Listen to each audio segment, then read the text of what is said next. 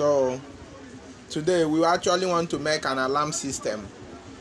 Alarm system in the sense that once there is NEPA or once there is an outside input, this mini motor will alert you of the operation that is going on at the moment. So the system is actually being connected with this timer, which I want to explain what the timer does.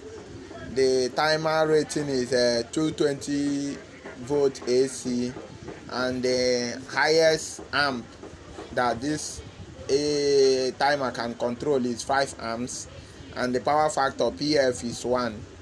So looking at the connection of this very timer, you see how it is being made. That one tray is normal open, 1-4 is normal close, and the 8-5 is auxiliary normal closed, and the 8-6 is normal open. So it means that if you want to do this connection, that going by this we call this the base of this timer, and if you look very well, you can see the numbering 7, 8, 1, 2, and this other side 6, 5, 4, 3. So you can see it has 8 holes. That is pin 8 timer. So going by what you see, the connection I did here, look at it very well. It means that the 7 is the line and 2 is the neutral. And the reason why I loop 7 from 7, you can see the wire to 8, and I also loop from 8 to 1.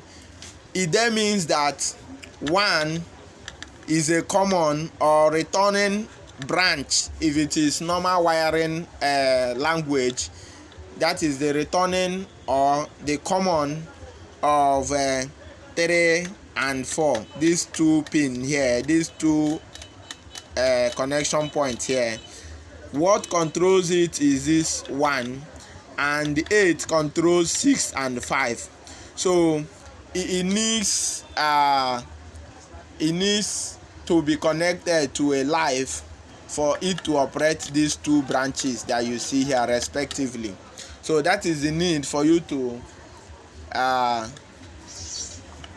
loop from line to 8 and 1, because I said it is a common to these 2 points here. So having said this, it means that if I want this alarm to blow and blow for a certain minute of time, depending on the timing here, look at it very well. From what you have here,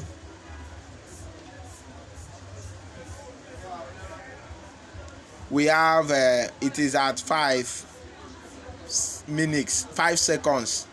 So at 5 seconds, the alarm, immediately I put it on, the alarm will blow for 5 seconds, and the system will open, the timer will open. Going by the connection you see here, it then means that I'm going to connect because this is an alternating system, I'm using an alternating, not DC like you see here. So since I'm using an alternating system, that is the input current, it means that one of this line is going to the neutral, that is here.